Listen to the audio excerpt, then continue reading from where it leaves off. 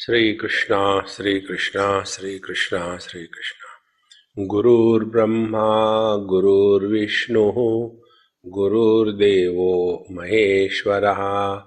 गुरु साक्षात् परम ब्रह्म तस्मै श्री गुरवे नमः।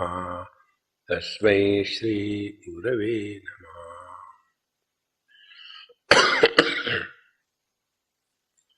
योगः चित्तवृत्ति निरोधः। Patanjali talks about yoga. The yoga is chitta vritti nirodha. But this is not the complete definition. There is a following sutra also, where Patanjali says, Tada drashtuhu sarupe avasthanam.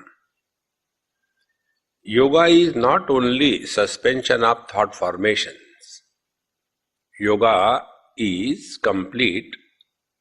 Tada drashtuhu sarupe avasthanam. When we go beyond the soul.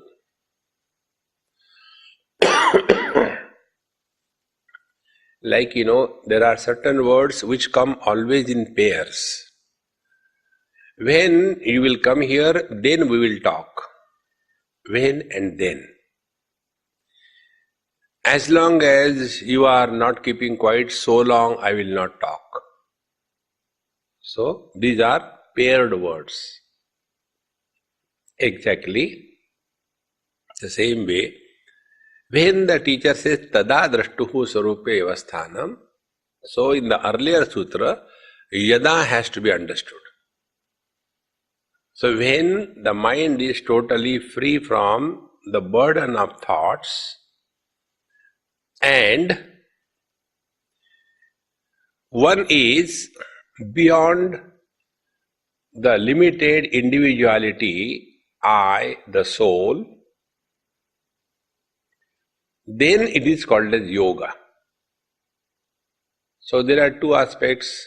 One is the matter and expression of the consciousness through matter. This is one aspect. The second aspect is the pure consciousness. So, tada drashtuhu sarupe avasthanam, meaning when the matter called as the mind and expression of the consciousness through the mind as somebody, when these two things are transcended,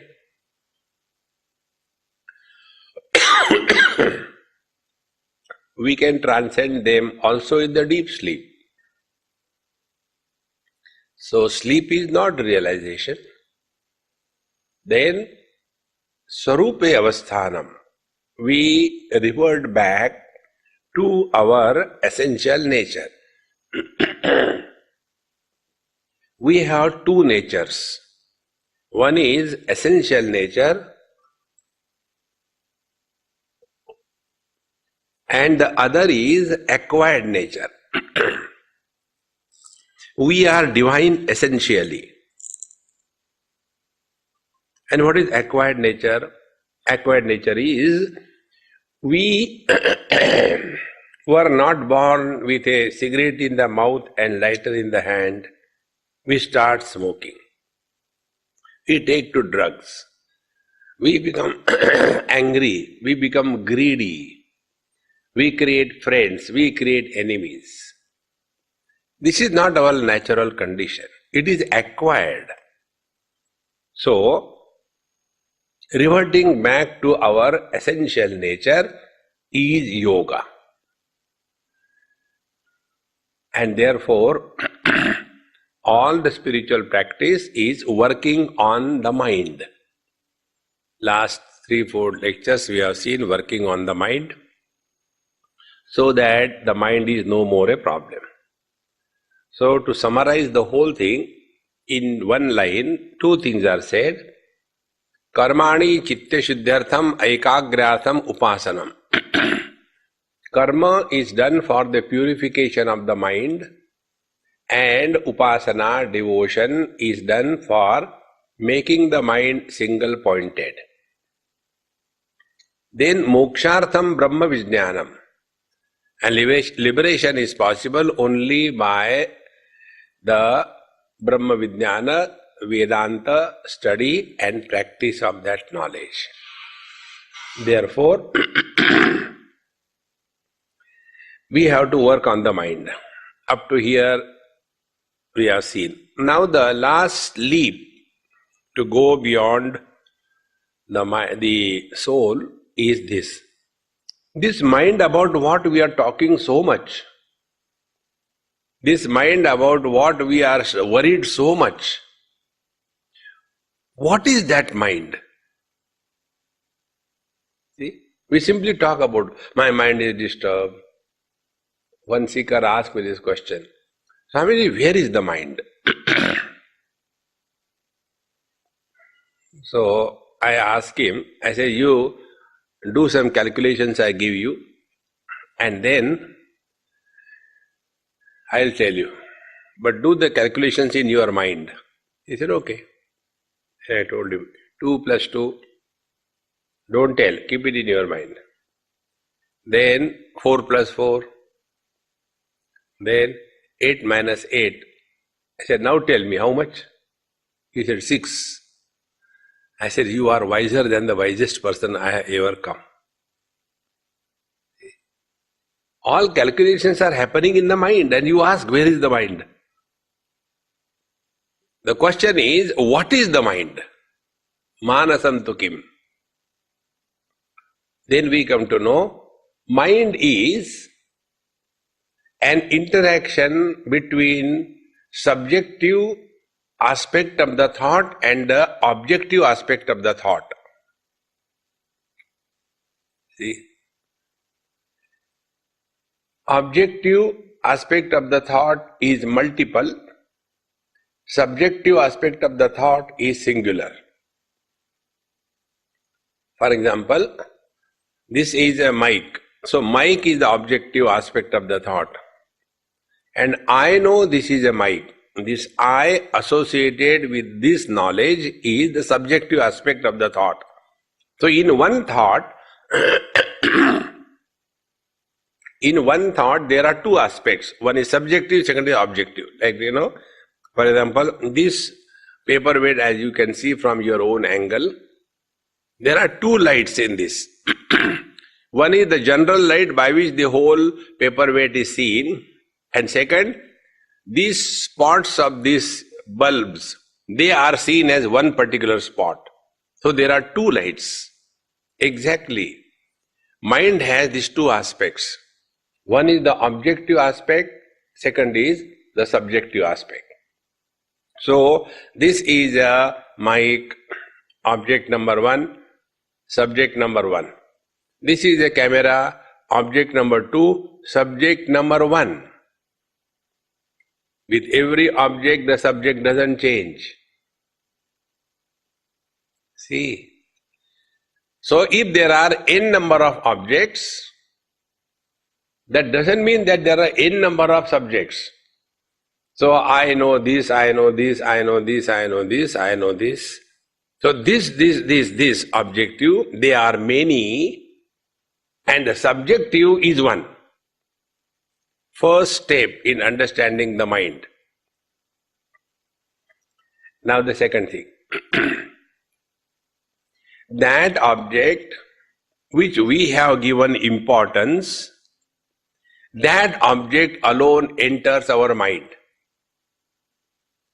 That object which we have not given importance doesn't enter our mind. See? Now, when we have given importance to too many things and beings, what happens? All of them enter our mind.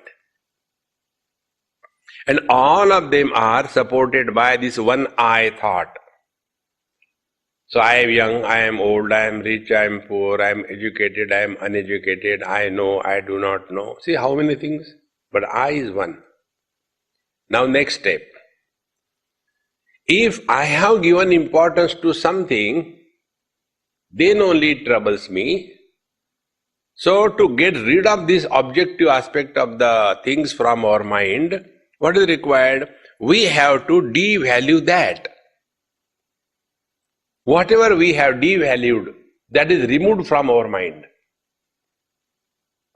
Therefore, more the burden of the objective world, stronger is the subjective I. I have got this, I have got that, I don't have. See? I.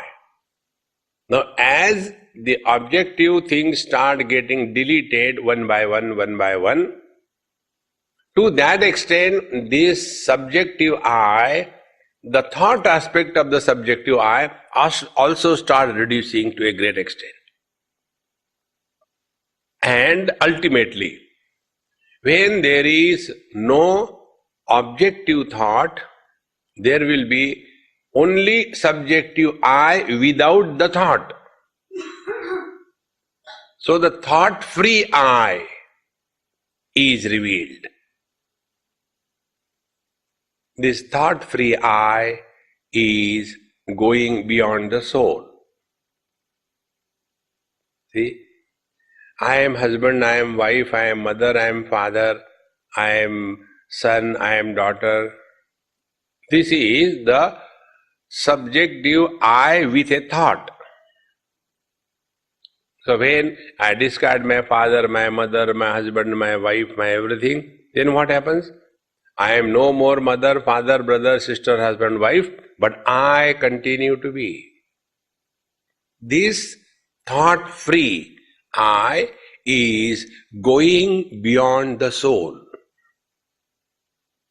It is something like this, very simple. Man is beyond husband. See? Can we say husband is equal to man? No. Because man could be son also, father also, brother also. So can we say the husband plus the son plus the father is equal to the man? No, man is much more than that. Can we say that all the waves put together is equal to ocean? No, ocean is much more than that. Can we say space is equal to all the directions, four corner direction, up and down, the summation of this 10 direction, that is space? No, space is much more than that. In the same manner, the self is much more than the so-called mind, what we are struggling with.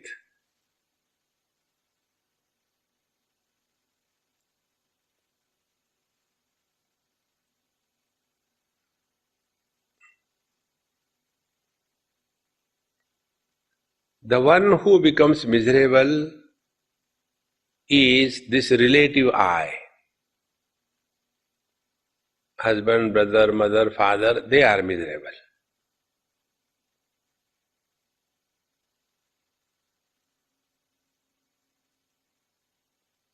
When the father dies, the son who is miserable, is there anybody who can be now a son when there is no father? And yet, this non-existing entity is becoming miserable.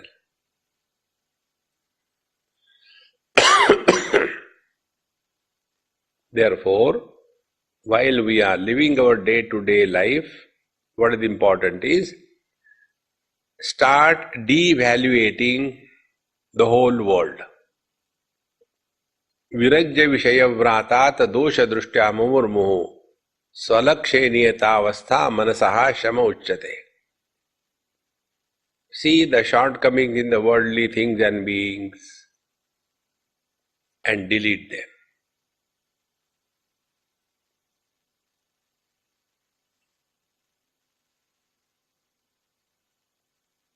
When my father dies, I, the man, continue.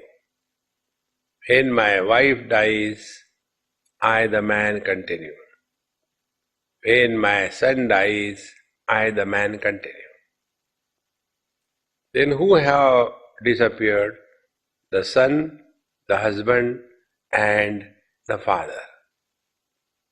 Where have they gone? Nowhere. Because they were never there. It is just imagination.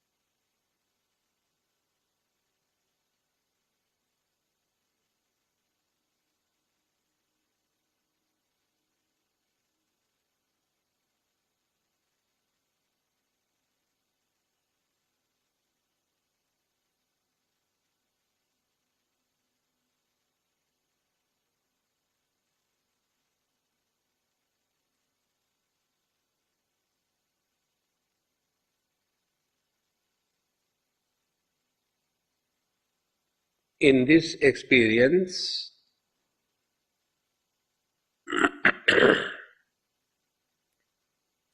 all perceptions happen, but no perception creates a disturbance.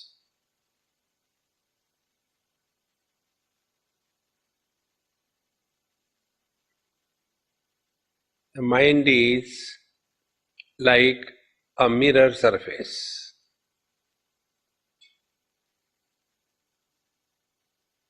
Everything is reflected,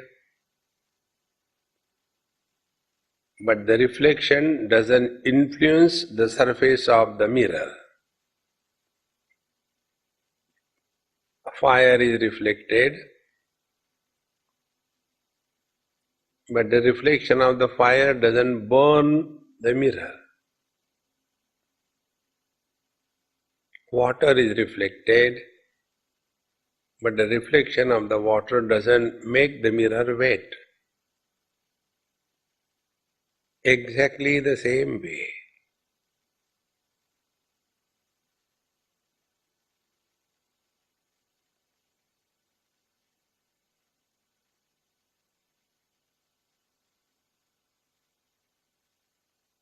This is going beyond the soul.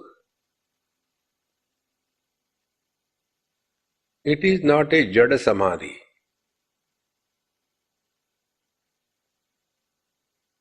It is not like a rock.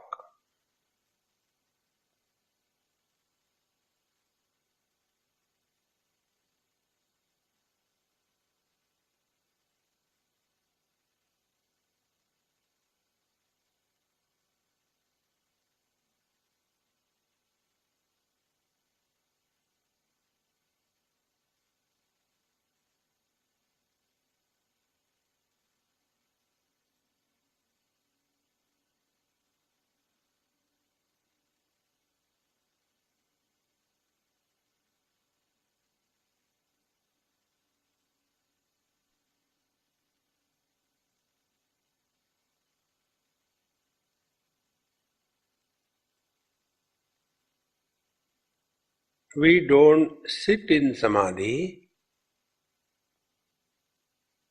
we don't sit in meditation, but we live in meditation.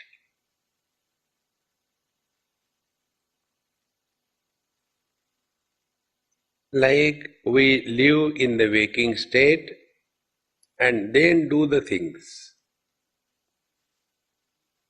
We are in the dream and then experience various things. We are in the deep sleep, then we snore. Exactly the same way. We live in meditation and conduct the business of life without getting any dents or scratches on the knowledge that we are.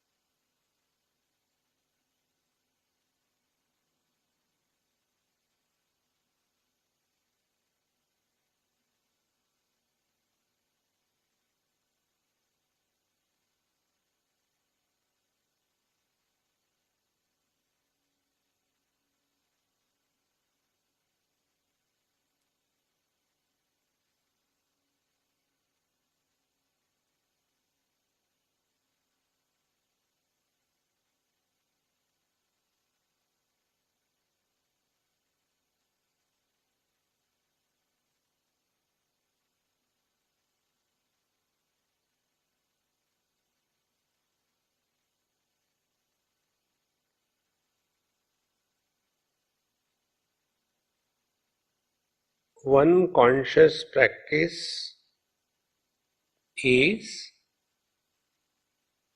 let there be any kind of perceptions coming from outside, but let us not react to them.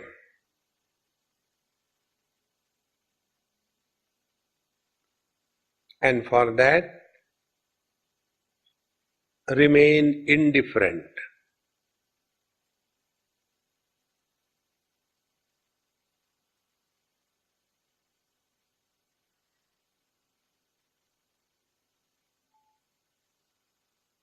This indifference to the perceptions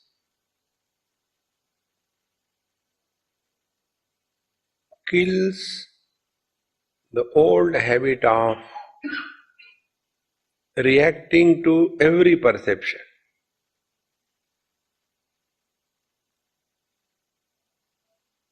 We have seen anywhere anything happening, our neck turns and we want to see who has come. Some sound somewhere, we want to see what has fallen. This we don't do. This is the old habit. So first, remain indifferent.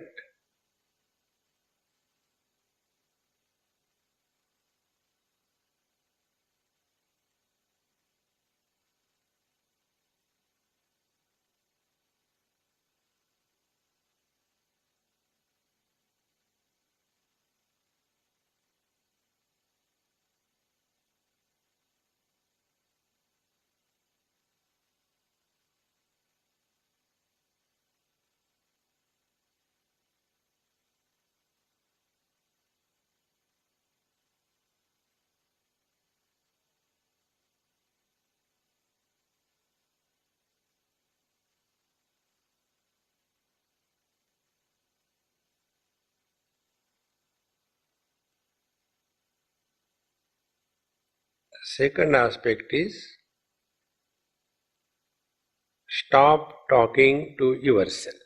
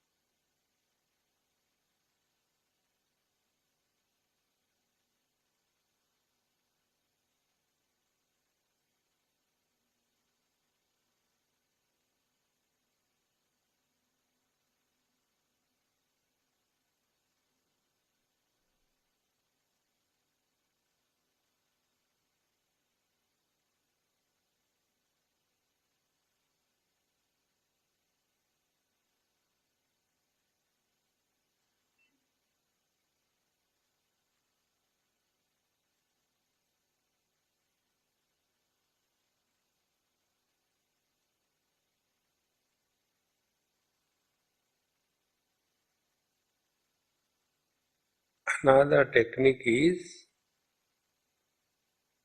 listen to the silence.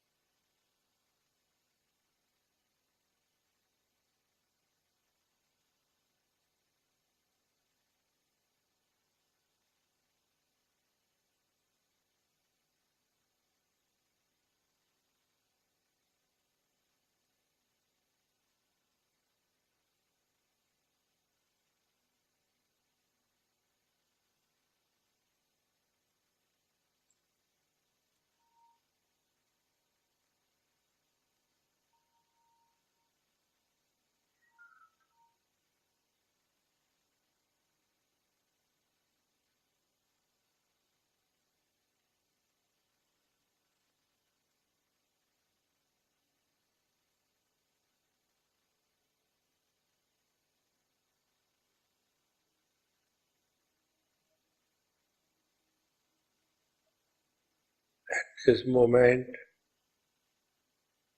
we are no more carrying the burden of the body, but our experience is like the space which has no boundary line. And hence, the concept of inside the body and outside the body is meaningless.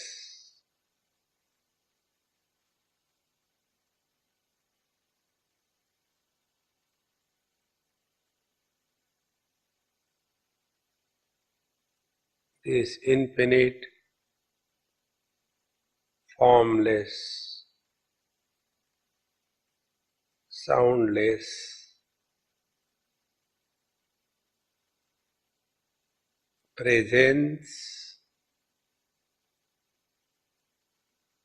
is going beyond the soul.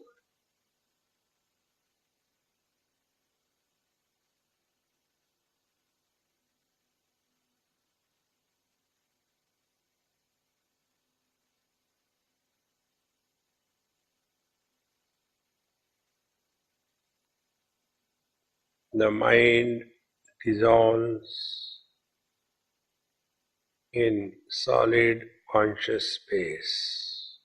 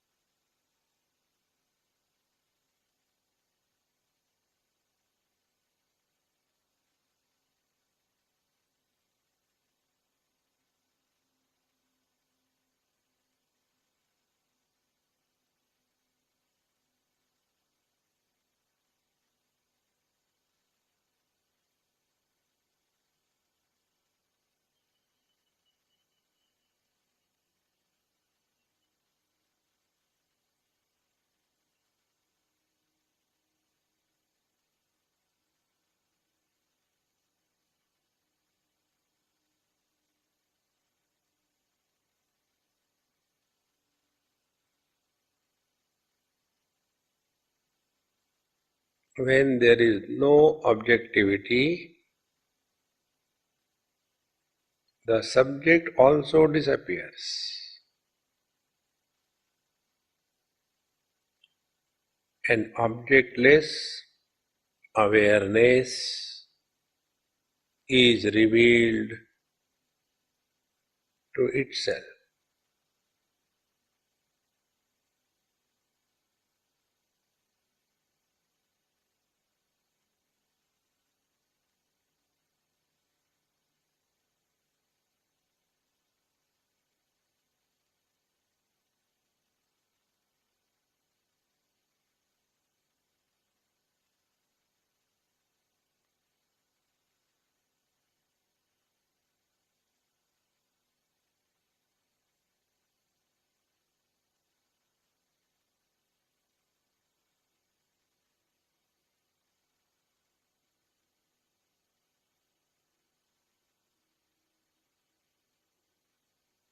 after the hold of the mind on the body is dropped,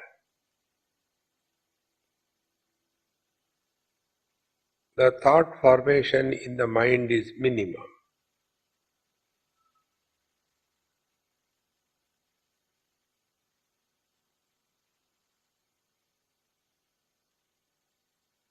And ultimately, the mind reverts back to consciousness. Consciousness is objectless awareness.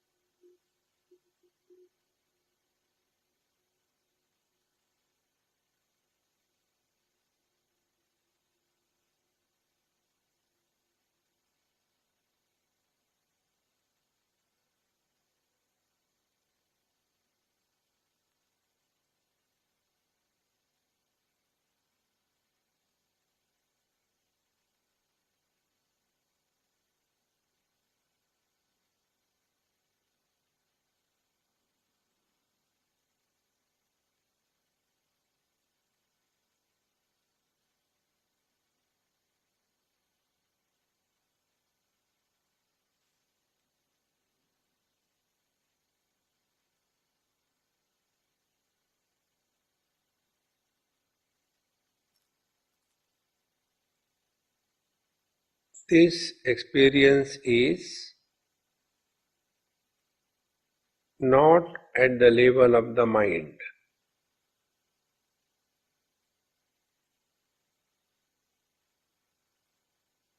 And therefore, it cannot be preserved as memory.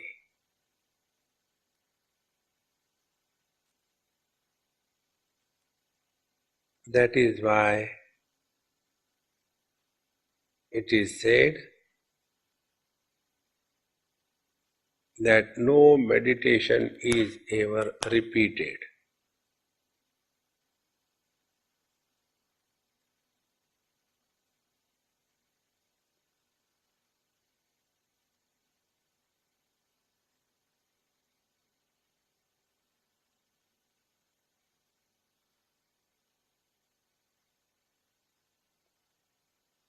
Take a little deep breath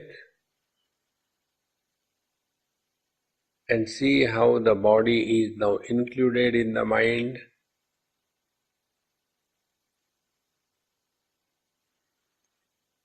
The concept that I am inside the body and the world is outside has become real.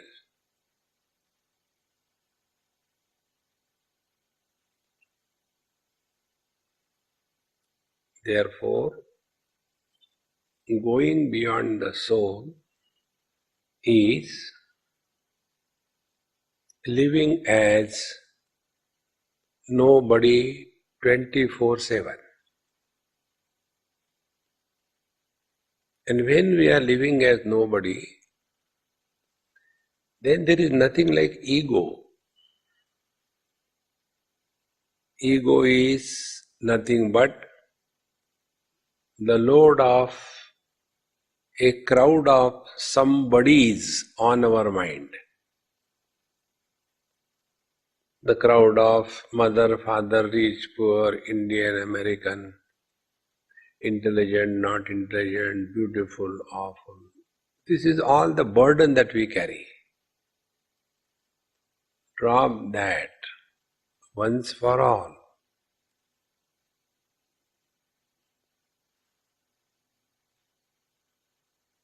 And therefore, don't get involved in anybody's life. Do not talk about your own life. There is no need to discuss anything with anybody, and remain in this poise of objectless awareness, like when we play with a child. We don't have concern for success or failure, victory or defeat, gain or loss. But it is just for the fun we are playing with the child. In that play, in that game, nobody is born. And it is rightly said, nobody is happy. So remaining nobody in and through our life is living in meditation. Offer everything at the feet of the Lord.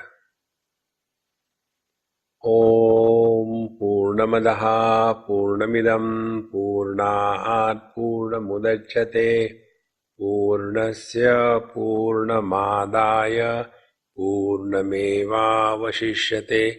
Om Shanti Shanti Shanti. Harihi Om. Shri Gurubhyo Namaha. Harihi Om.